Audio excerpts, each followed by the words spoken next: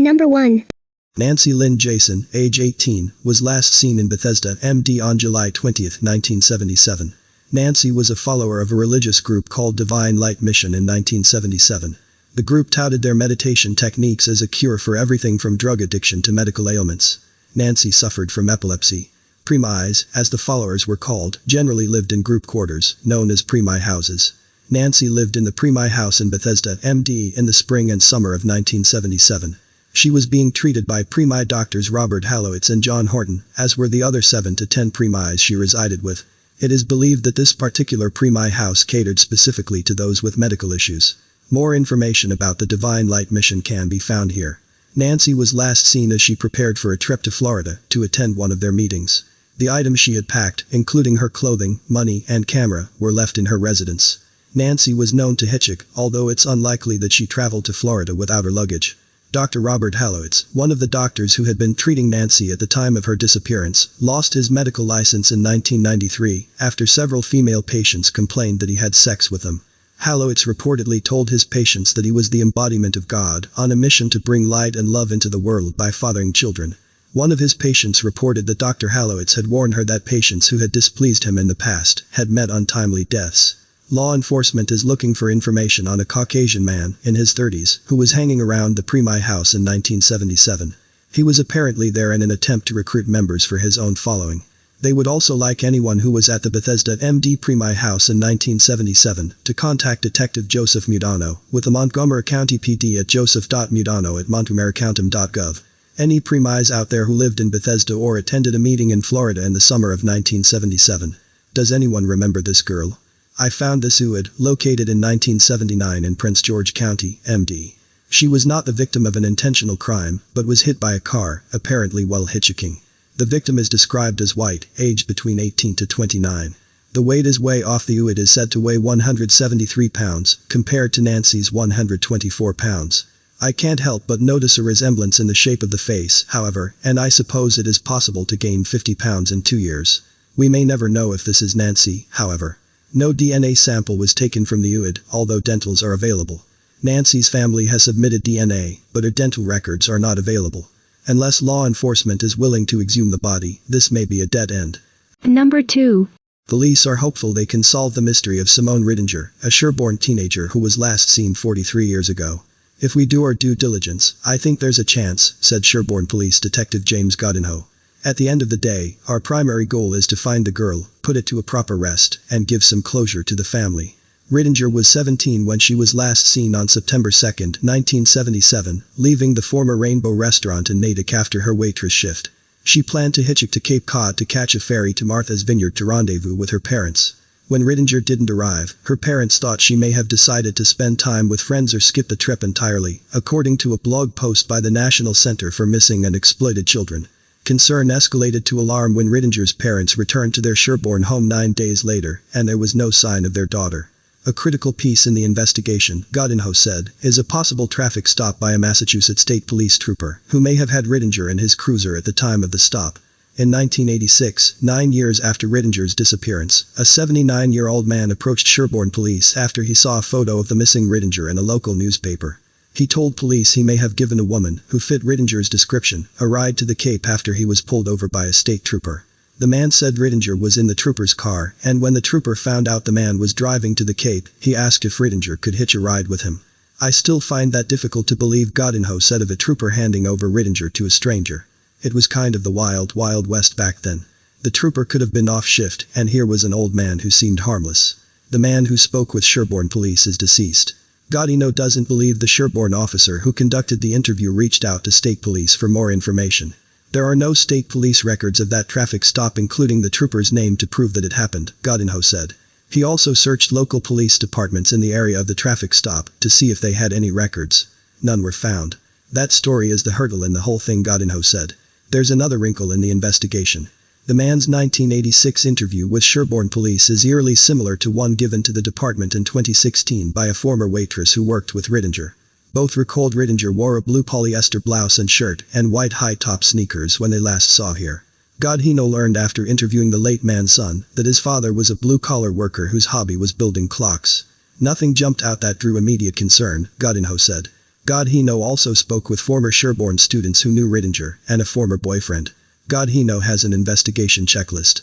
Besides plans to again interview the man's son, there are local people to touch base with. Godhino noted none are suspects. He also plans to speak with the brother of one of Ridinger's close friends who passed away. Foul play is suspected. There is definitely concern this is not a mere disappearance or accident, he said. There are a lot of loose ends to continue to close as best we can. As the years march on, 43 and counting, Godinho said, cracking the case becomes harder. We've made progress in the last 5 years. I hope by grinding away, we can have a shot. It's a challenge, he said. Anyone with information is encouraged to call Sherborne Police at 508-653-2424. Number 3. Gloria Jean Baird, age 23, was last seen in Atlanta, Georgia in December 1969. Gloria attended Glenn Academy in Brunswick, Georgia, and was reported to have dated Navy men while in high school. Just after completing high school, Gloria got married and gave birth to a daughter. In the fall of 1967, when her daughter was still an infant, Gloria left the baby with her husband and traveled to New Orleans, La. She sent her husband a letter requesting a divorce in January 1968. The letter was sent from 930 Jackson Avenue No. 3, New Orleans, La. The divorce was finalized in November 1968. On February 4, 1969, Gloria married another man, but the marriage lasted only 10 days. A petition for divorce was granted on February 14. Gloria's address on the divorce documents was in Atlanta, Georgia. The man Gloria married was later convicted of a wide array of crimes, from DUI to rape. As far as can be found, however, his crimes did not begin until after he and Gloria were divorced. He is now deceased. Records show that he was incarcerated at the time of her disappearance. In August 1969, Gloria enlisted in the Army, using the surname Goodman, from her second marriage. In December, she traveled back to Atlanta on an approved leave from the Army. She was last seen at a party on or about December 31, 1969. Gloria was reportedly associated with another address in New Orleans sometime in 1969, although it is unclear whether this was before or after the Atlanta address was used on her divorce papers. Only one person who was at the party is known, and she has not been responsive to the pleas of Gloria's daughter for help. All contact between this individual and Gloria's daughter has been through a third party.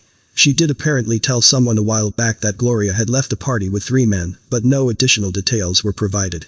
Gloria's Volkswagen Bug was found somewhere in Atlanta following her disappearance and was returned to Gloria's father, who held title to the vehicle. Gloria's father sold it to his brother, who in turn gave it to his daughter. There was no known investigation done with regard to the vehicle, and no one in the family can remember exactly where the vehicle was located. As a result of Gloria's disappearance, she was classified as a deserter from the Army and received a dishonorable discharge. Gloria's parents remember the FBI investigating her disappearance back in 1970, but it is unknown whether that was due to her so-called AWOL status or if it was in regard to a missing persons report from a family member. The Atlanta FBI office, when contacted by Gloria's daughter, denied having investigated her disappearance and have been unable to provide any information. We are looking for residents who lived at 1231 Druid Street in Atlanta or 207 N Broad in New Orleans in 1969. The 1231 Druid Place address was listed on her divorce records, while her soon-to-be ex-husband was listed at a separate address. 1231 Druid Street is a 7-bedroom house, currently used as a business, according to Zillow, so it is highly doubtful that she was living there alone. We are also attempting to make direct contact with the woman who saw Gloria at the party the night she was last seen. I do not want to name her here, but by viewing my sources, you can easily find it.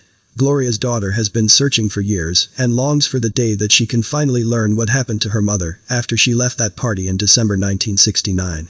Number 4. The disappearance of 17-year-old Mindi Chambers occurred on October 19, 1982. She was last seen in Mesa, Arizona in Maricopa County. Despite the passing of 36 years and a possible location of a body, the case is still unsolved. The evidence in this case is circumstance, but the information we do have paints a very tragic picture. Mindi Chambers' early life was strife with tragedy. Her mother, Mary Zenos Chambers, left behind a 2-year-old Mindi when she was found dead in the bathtub. Foul play was suspected. The police did not have enough evidence to jail the suspect, but they had an idea of who killed her. Alan Thomas Chambers was Mindi's father, and by no means an upstanding citizen. He was also the suspect in question. Suspicion was raised because of the defensive wounds possibly found on Alan at the time. He had visible scratches on his arms, as if he were in a struggle. Soon after the death of his wife, Alan Thomas Chambers was imprisoned for assault and an attempted rape. With one parent dead, the other imprisoned, Mindi was raised by a paternal grandmother and an aunt until she was 7. Then, Alan Thomas Chambers was released from prison. Despite being a murder suspect and having been in prison for violent acts, he was allowed to take custody of his daughter. Though, awarding Alan Chambers custody would prove to be a mistake. Her relatives stated that Mindi had ran away multiple times prior to her disappearance, and even more damningly was Mindi's call to Child Protective Services. In 1982, she called CPS with a disturbing claim. Even more disturbing, it was 3 days before Mindi disappeared. She reported that she had been molested by her father for the past 5 years. Police reports show that CPS called Alan Chambers about the molestation 6 days after Mindi went to police, but he did not respond. In response, Child Protective Services placed her in the custody of her stepmother, who was in the process of a divorce from Alan. However, it did not stop Mindi's possible murder. She walked her 2 stepsisters to school on October 19, 1982. But by the time the 2 girls would come home, Mindi would be gone. The girls found that the front door was open. There were no indications of a struggle, and her purse, ID, and several other belongings were left in the house. A clerk in a Circle K convenience store reported a sighting of Mindi on the day of her disappearance. The clerk reported that he saw Mindi make a phone call on a pay phone and leave. Then, according to the reports, a green and tan station wagon pulled into the parking lot and the driver grabbed Mindi and forced her inside. Later, Mindi's half-sister would report that Alan Chambers drove a green station wagon at the time. Despite the obvious danger she was in, there was no missing persons report until 1995. No one bothered to report her missing for 13 years. The city of Vidor, Texas possibly contained a clue and a body in 1984. A body of a girl, aged 12-20, was found. She bore an uncanny resemblance with Mindi Chambers, but to this day is still a Jane Doe. Jane Doe and Mindi both wore braces, had brown hair, and were Caucasian females. The reconstructions bore a great resemblance to the missing Mindi Chambers. However, it could not be proven to be Mindi. Mindi's half-sister even offered her own DNA to test, but there was an issue. Investigators stated they needed paternal DNA, but testing Alan Chambers wasn't an option. He had died in an accident when he fell asleep at the wheel of his truck on 13 December 1994. To this day, the case is still technically unsolved. It is open, though it has gone cold with the suspect dead. If you have information on the case, please contact the Mesa, Arizona Police Department. Number 5. Cesilia Penav, 14, disappeared en route from Manhattan, New York to Bronx, New York, on October 6, 1976. Cesilia was last seen by classmates after school, at the 149th Street stop on the number 2 train between 3 p.m. and 4 p.m. Her normal routine was to travel another 5 stops to the Simpson Street station in the Bronx, where she would catch the number 5 bus to her home. Several days later, a woman told authorities that she had seen Cesilia later that afternoon at the corner of 163rd Street and Southern Boulevard, accompanied by a man she recognized as Anthony Flores, also known as Rudy. Flores was spoken to by police, but denied having been with Cesilia on the day in question. Flores is reportedly serving a 50-year to life sentence for a subsequent murder in New York. Just shy of 3 months after Cesilia vanished, another girl, 9-year-old Nolita Del Valle, disappeared from her Boston, Massachusetts home while walking to her school, a block and a half away. In Nolita's case as well, Anthony Rudy Flores was implicated by at least 2 witnesses. A sketch was released after someone claimed to have seen a man walking and holding Nolita's hand. A Boston woman contacted authorities after she claimed that Flores gave her a hat and gloves as a gift for her children. She told police that she became suspicious because Flores resembled the police sketch. The hat and gloves were identified by her family as Nolita's. Police again talked to Anthony Flores, who claimed that he found the items and did not know anything about Nolita's disappearance. In his possession were a gun and a fake badge. It was theorized that he used these items to impersonate a police officer in order to lure children away. It was stated that Flores lived in various rooming houses in Hispanic communities. I have been unable to find the elusive sketch referred to above after scouring several old newspaper articles. Searches for Anthony Flores proved baffling as well. I was curious about the subsequent murder he was convicted on, as I wanted to see if he followed a pattern that might give some indication of what might have happened to Cesilia and Nolita. Some reports state that this murder was of a young girl, while others state it was of a mother and daughter. No date of this crime is specified. All I was able to find was an article from 1982, wherein Antonio Rudy Flores, age 44, lured 2 young women into an abandoned building in South Bronx, with the promise of a job. One of the women was killed, but the other managed to escape by jumping out of a 5th-story window. He was charged with rape, in addition to the homicide. I did notice a similarity in that this Antonio Flores is listed as no permanent addresses in the article, which matches the statement regarding Cesilia and Nolita's presumed abductor, who lived in various rooming houses. It seems unlikely that this is the same person. The article stated that he had only been released from prison earlier that year, stemming from a 1969 kidnap and rape of a 19-year-old woman.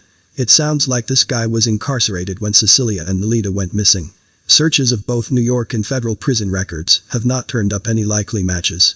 Although there was a frenzy of media attention in Boston surrounding Lolita's disappearance, a search of Cesilia Penav in the New York Times archives yields zero results. It was the Bronx, specifically the South Bronx.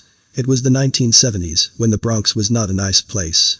Abandoned tenements were being set ablaze, drug and gang warfare were rampant, and missing teens, who were considered runaways by default, were not a priority.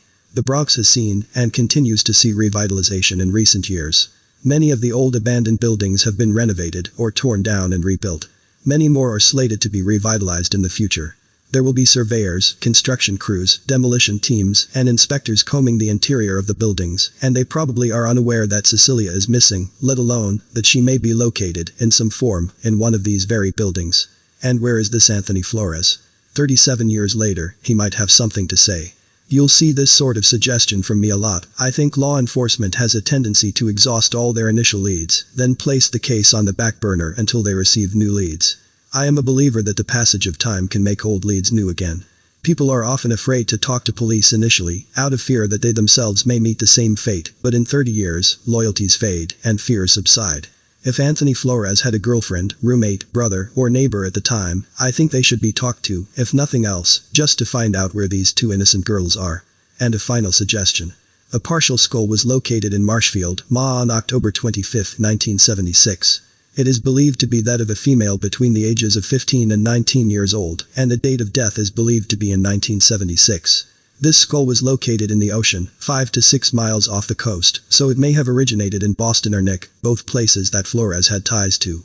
I have submitted this possible match to law enforcement and will update if I hear any news on it. Their families have been waiting long enough.